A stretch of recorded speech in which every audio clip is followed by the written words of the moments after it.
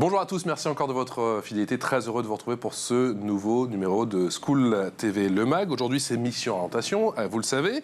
Et on va se concentrer bien sûr les métiers de l'artisanat avec un bien bel anniversaire. Voici sans plus tarder le sommaire, 20 ans.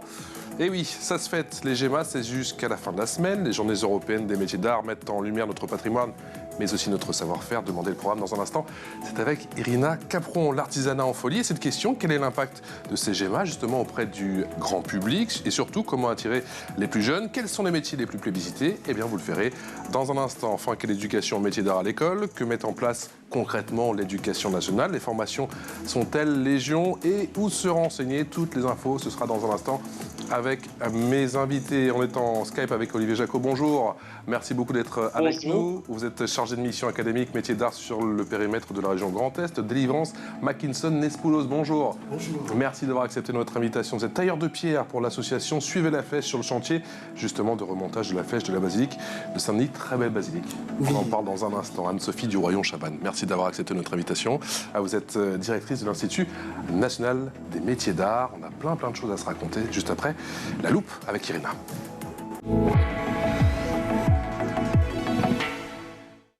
Salut Irina. Bonjour Patrice, bonjour à tous. Alors les GEMA, c'est quoi? Alors les GEMA, ça a été créé en 2002. Ce sont les journées européennes des métiers d'art qui ont lieu tous les ans au printemps en France, mais aussi en Europe. Ces journées européennes permettent de découvrir les métiers d'art en immersion chez les professionnels, mais aussi dans les centres de formation. Plus de 6000 événements sont répartis sur 2059 lieux. Vous pouvez donc découvrir le programme selon votre région sur le site journéesdesmétiers-d'art.fr et dépêchez-vous puisque les journées européennes des métiers d'art se déroulent jusqu'au 3 avril. Qu'est-ce qu'un métier d'art justement, Irina? Alors tout d'abord, les métiers d'art existent depuis très longtemps, mais ils sont enfin reconnus légalement depuis la loi du 18 juin 2014. Selon l'article 22, relèvent des métiers d'art les personnes physiques ainsi que les dirigeants sociaux des personnes morales qui exercent à titre principal ou secondaire une activité indépendante de production, de création, de transformation ou de reconstitution, de réparation et de restauration du patrimoine caractérisée par la maîtrise de gestes et de techniques en vue du travail de la matière et nécessitant un apport artistique. Pour définir les métiers d'art, il y a donc deux critères importants? Exactement. Il y a la transformation manuelle de la matière, mais aussi le geste artistique. On compte aujourd'hui 281 métiers d'art. Vous pouvez d'ailleurs consulter la liste complète de ces métiers sur le site de l'Institut national des métiers d'art. Et les métiers d'art sont répartis en 16 domaines d'activité, comme par exemple l'architecture et les jardins, l'ameublement et la décoration, le luminaire, la bijouterie, la joaillerie, l'horlogerie, ou encore le verre et le cristal, ou encore le cuir. Les métiers d'art en chiffres, ça donne quoi? Alors, comme je vous le disais, ce sont 281 métiers répartis en 16 domaines. Aujourd'hui, la France compte plus de 60 000 entreprises métiers d'art pour 150 000 actifs. Et le chiffre d'affaires du secteur s'élève à 19 milliards d'euros en 2018. On creuse tout ça dans l'expression orale.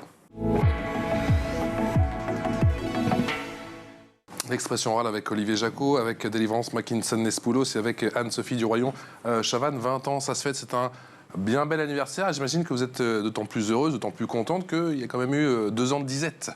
Exactement, effectivement, on se retrouve après 2 ans de disette. En 2020, l'édition a été purement annulée. C'est d'ailleurs une des premières décisions que j'ai dû prendre au moment de ma prise de fonction à l'INMA, 15 jours après. Sympa. Très sympa. Ça commençait bien. Ça commençait bien.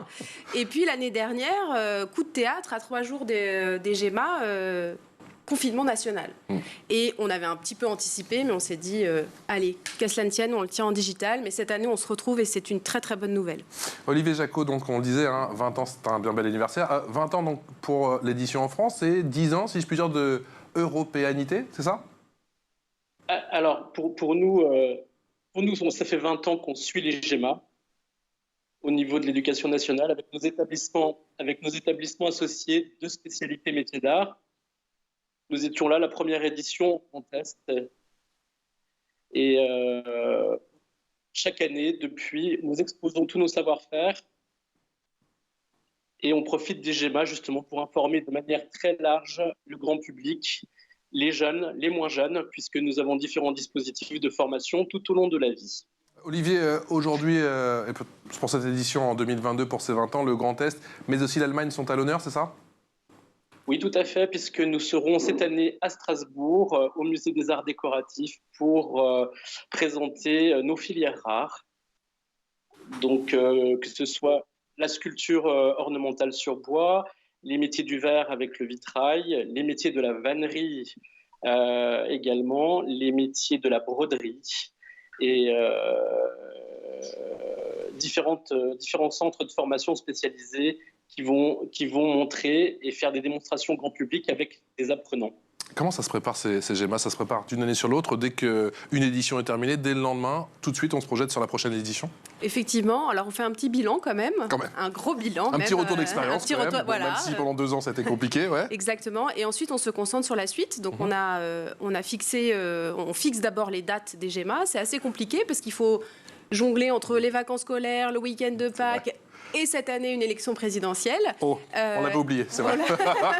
C'est pas le sujet de l'émission, mais ça fait partie des contraintes. Ouais. Et puis ensuite, on va réfléchir à la thématique qu'on a envie de porter.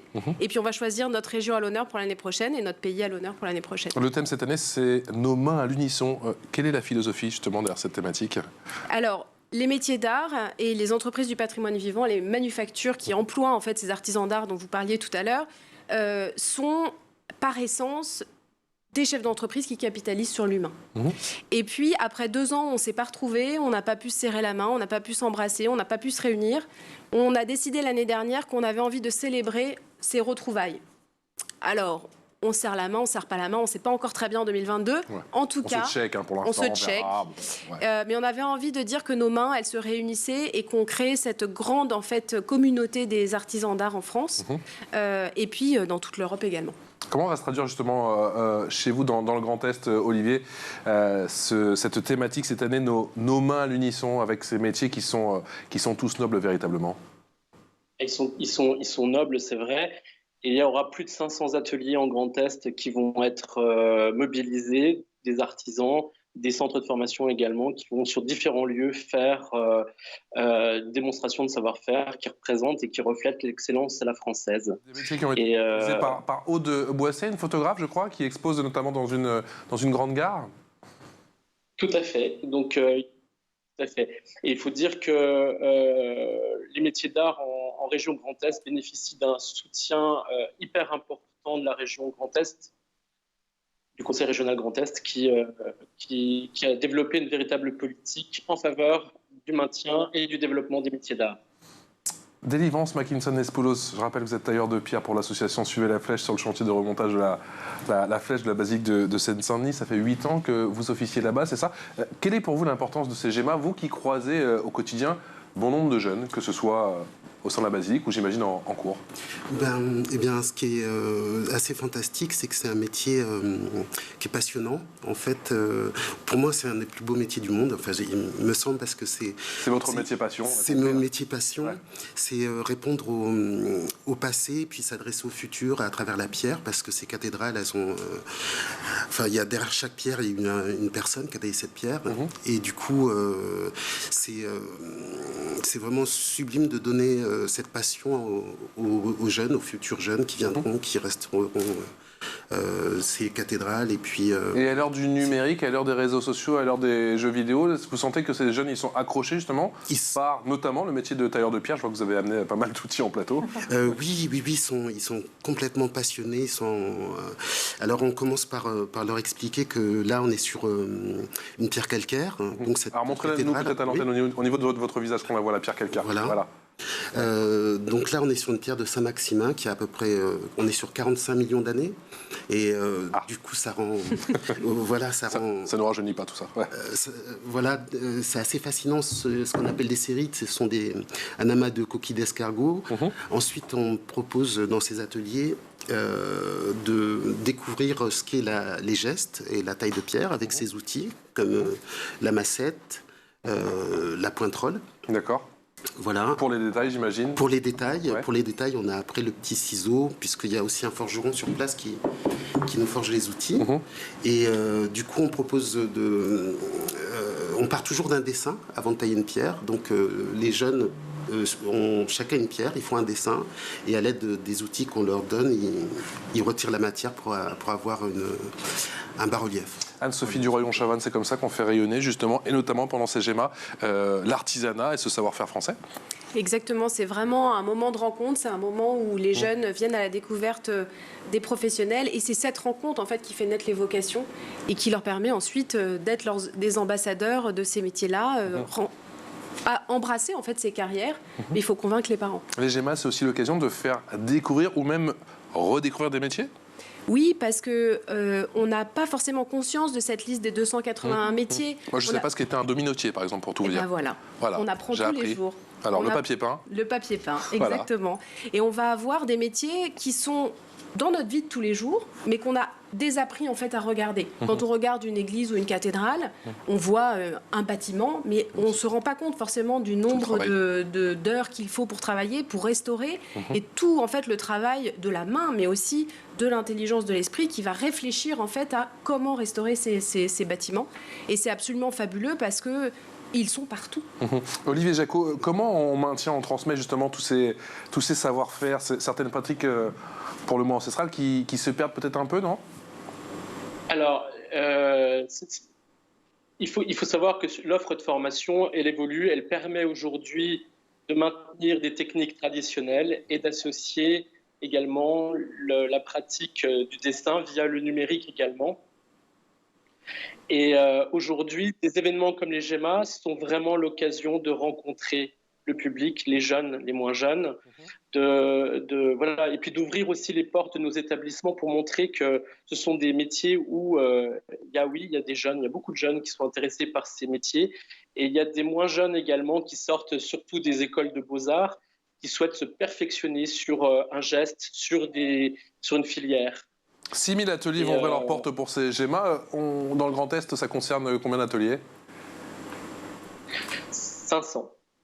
500. C'est quand même assez conséquent, effectivement. Un atelier, ça garde toujours sa part de secret? Ça garde toujours sa part de secret parce qu'on montre beaucoup de choses, on transmet surtout la passion. Mais il faut bien garder ces petites techniques à soi. Mais c'est ça qui est quand même assez fabuleux, moi, je trouve, dans ces GEMA.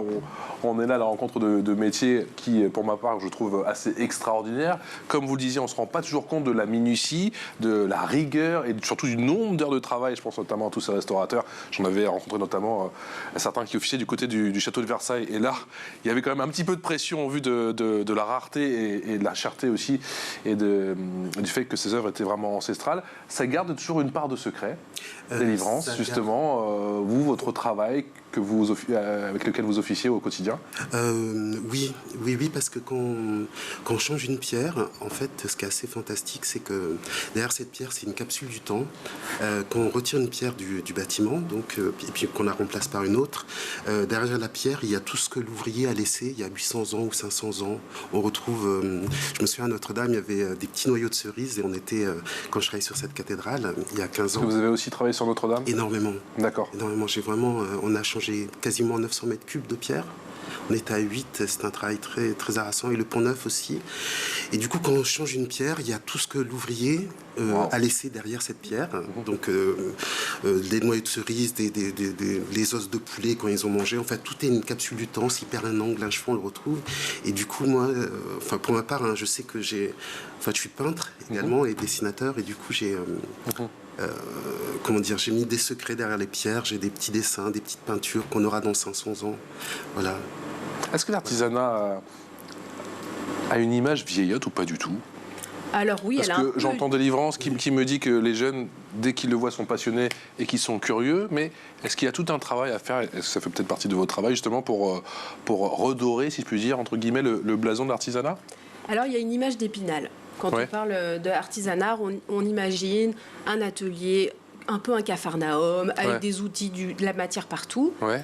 Alors ça existe encore, ça fait partie de la vie d'un atelier. Voilà, quand on travaille la pierre, forcément ça fait de la poussière, on n'est pas dans une jolie boutique showroom. Par contre, il y a des générations aujourd'hui d'artisans plus ou moins jeunes d'ailleurs, qui sont très investis dans le numérique, dans l'innovation, aussi dans la recherche sur la matière, parce qu'on par nature, en fait, les artisans d'art sont ce qu'on appelle la RSE aujourd'hui, sont RSE.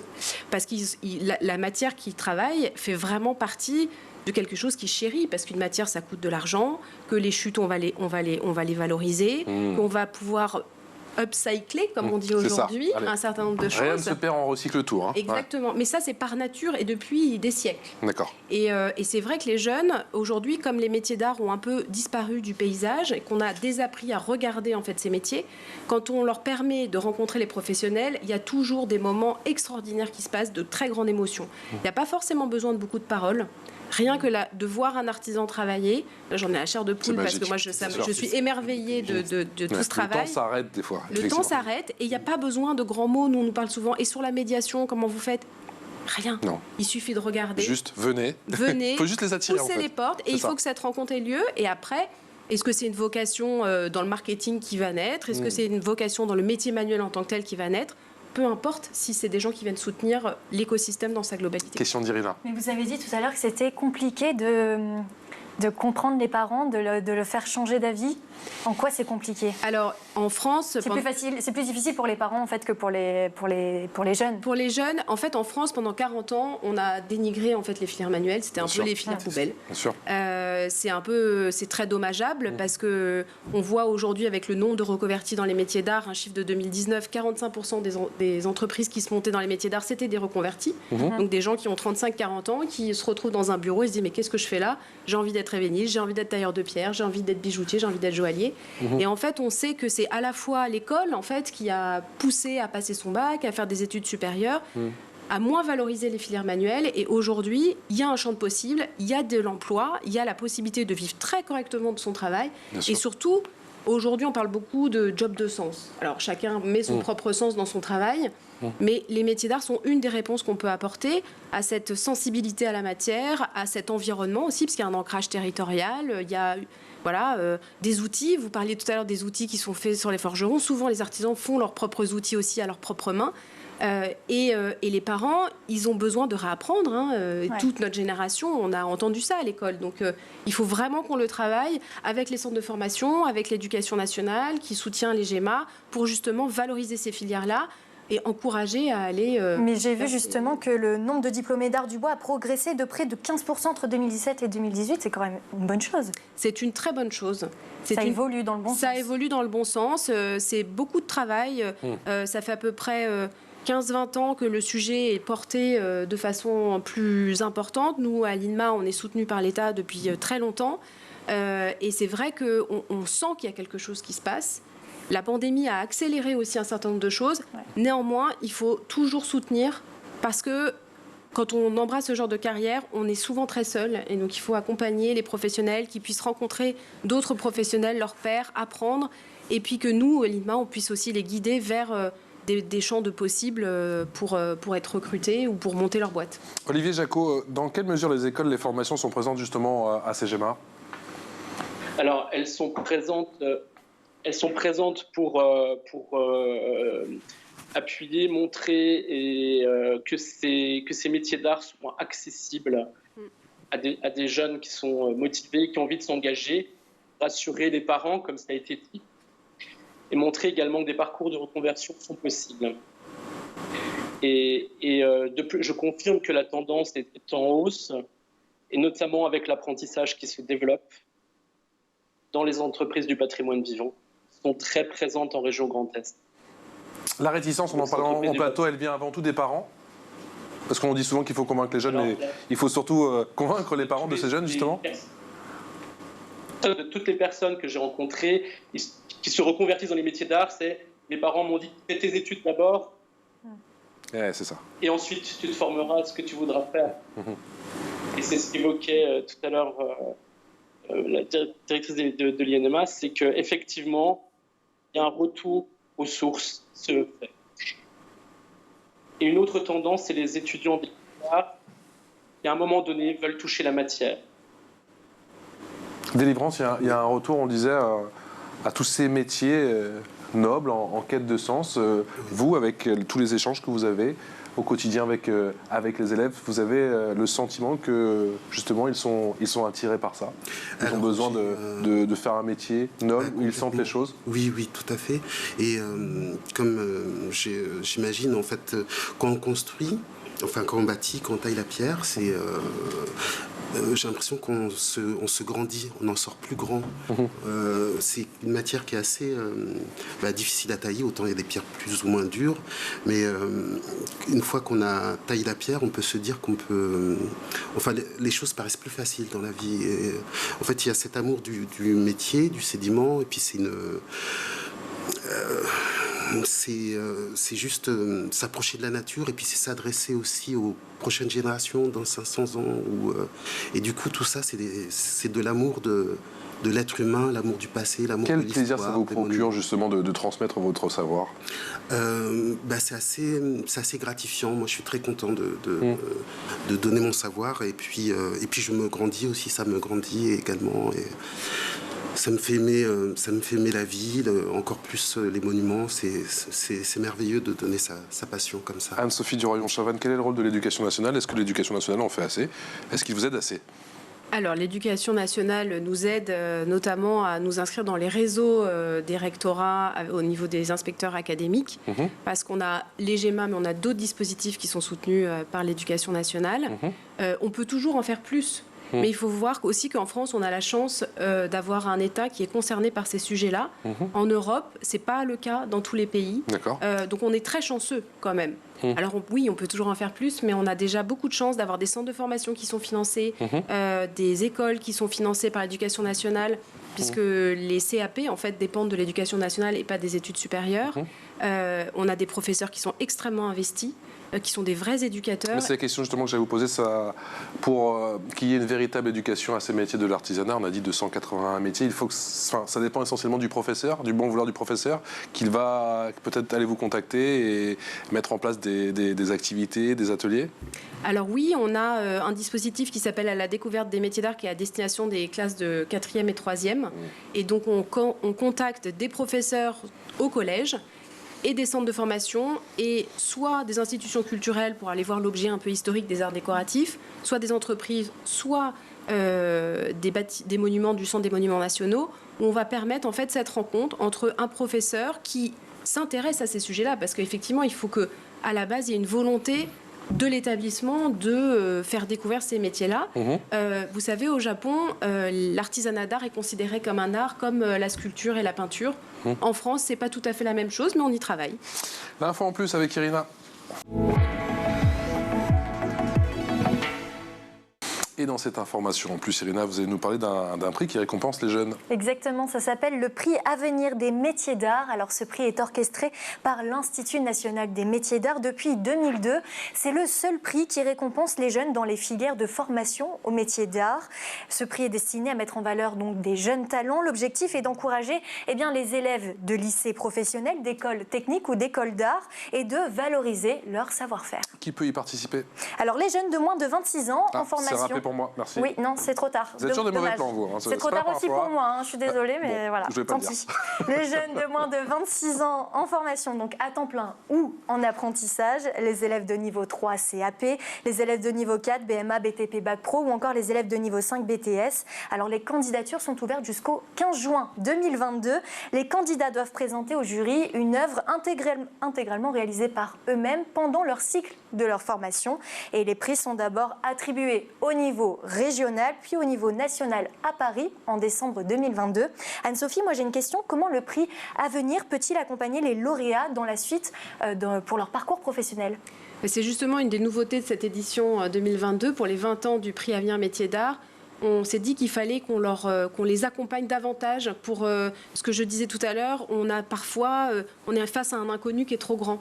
Et donc là, l'INMA, nous, on a envie de jouer notre rôle et de se dire comment on peut les accompagner, ces lauréats, comment on peut leur faire rencontrer des filières, des entreprises, des indépendants, des centres de formation, pour que toujours ils se posent la question en fait de ce parcours professionnel et qu'ils n'abandonnent pas. En fait. Quelque chose me dit qu'il n'y aura pas que le gagnant qui va justement créer son réseau et peut-être trouver sa voie par la suite. J'ai appris qu'il y avait une équipe de France de tailleurs de pierre en préparant l'émission. Je ne savais pas. Qui dit équipe de France dit, à mon avis, championnat du monde. Je ne savais pas du tout. Championnat du monde, je crois que c'était à Shanghai. Je ne sais pas quel résultat ça a donné. Une vie à sculpter le granit. Comment on attrape le virus? Le granit, le Saint-Maximin, la pierre. Pour ma part, moi, mes parents avaient une carrière carrière de pierre. Du coup, je suis né dedans. Voilà, dès 6 ans, j'étais à Taille-la-Pierre, là, dans ces carrières, en Picardie. Et en fait, il suffit parce qu'on se met des barrières, il suffit de commencer. Et je pense qu'ensuite, on peut plus s'arrêter. Enfin, je vois dans les jeunes, là, quand on donne les cours, ils ont du mal à quitter les outils. On est obligé de leur dire arrêtez, stop, le cours est terminé. Ils veulent absolument, c'est addictif. Ils veulent terminer à chaque fois. Oui, ils veulent terminer à chaque fois. Et puis, c'est vrai que c'est une matière qui est assez sublime. Et puis, ça reste dans le temps. Et du coup, c'est comment on cultive dans ce métier sa créativité? Ça vient naturellement, ça vient en pratiquant, ça vient... En pratiquant, j'ai envie de dire, ce sont des rencontres. Des rencontres, des belles rencontres, parce que ce sont les mots qui délivrent, ce sont les mots qui nous font aimer la pierre. En fait, pour ma part, j'ai rencontré des sculpteurs merveilleux, des tailleurs de pierre merveilleux qui m'ont donné envie en voyant, comme vous disiez, la beauté du geste, et ça m'a donné envie de faire. Et après, c'est vrai que c'est addictif. Et il faut dire qu'après, c'est vrai que c'est gratifiant d'avoir, quand on passe dans Paris, de voir ces pierres derrière, sur les monuments, quoi. De se dire qu'on a participé à un ouvrage commun. Voilà. À quoi reconnaît-on un bon tailleur de pierre? D'après vous, question difficile. Oui, ne vous faites pas des ennemis. Oui, non. On est entre nous. Oui. À mon avis, je vais revenir avec le mot amour, c'est juste d'aimer la matière, et ensuite, je pense que ça vient tout seul. C'est un bon tailleur de pierre. J'ai l'impression qu'on est tous bons, en fait. À partir du moment où on a envie de se dépasser, et puis aussi c'est de la séduction, des monuments, en fait. Comment dire, c'est l'envie de rester dans l'histoire un peu. Anne-Sophie Duroyon, on l'a dit, c'est un métier très noble. Ce sont des métiers très nobles, avec une part de secret et une part de magie. Cette question, j'ai l'impression qu'il y a pas mal de métiers qui sont masculins. Est-ce que vous arrivez aussi à avoir des femmes dans ces métiers? Alors oui, en fait, en début de pratique, il y a plus de femmes que d'hommes. Ah j'ai appris encore autre chose. Par contre, en fin de pratique, il y a plus d'hommes que de femmes. D'accord. Donc c'est vrai qu'il se passe quelque chose entre les deux, certainement lié à la maternité, mais pas que. Et effectivement, c'est des métiers qui sont tout autant féminins. Et puis on a des métiers... alors dans le métier de tailleur de pierre, il y a peut-être moins de femmes, mais dans la joaillerie, chez les plumassiers, chez les couturiers, on va retrouver les couturières, on va retrouver plus de femmes. Merci en tout cas à tous les trois, c'était vraiment super intéressant. Olivier Jacquot, merci d'avoir été avec nous, et on vous souhaite bien sûr une bien belle réussite pour ces 20e GEMA dans le Grand Est. Vous êtes conseiller en formation chargé de mission industrie, métiers d'art, éducation nationale à la région Grand Est, organisateur de la manifestation sur les formations au métiers d'art au musée des arts décoratifs de Strasbourg pendant ces GEMA. J'ai tout dit. Merci à Délivrance Mackinson et Spoulos, tailleur de pierre, pour l'association Suivez la Flèche, sur le chantier de remontage de la flèche de la basilique de Saint-Denis. Allez voir cette basilique, elle est tout simplement magnifique. Et puis Anne-Sophie Duroyon-Chavannes, merci d'avoir trouvé une petite demi-heure pour venir nous voir. Je sais que vous avez une semaine très chargée, directrice de l'Institut national des métiers d'art. C'est bien d'être venue nous parler effectivement de ces GEMA. Il faudra faire le bilan des fameux retours d'expérience dans la foulée. Irina, on se retrouve très vite pour un nouveau numéro de School TV, le mag sur School TV. Ciao.